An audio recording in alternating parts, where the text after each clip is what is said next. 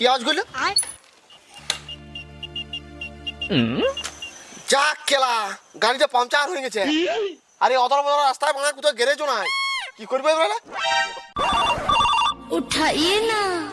হ্যাঁ বাবা, এ বেটা তুই কোথায় আছো? এই আমি গাড়ি নিয়ে ঘুরতে যেন করে রাস্তায় পাংচার হয়ে গেছে। তাড়াতাড়ি ঘরে আয়, পাত্রীপক্ষের লোক আসছে। হ্যাঁ, আমাকে দেখতে আসছে। গাড়িটা ঝুড় দিয়ে ঢুকা এক্ষুনি আয়। হ্যাঁ ঠিক আছে ঠিক আছে ঠিক আছে।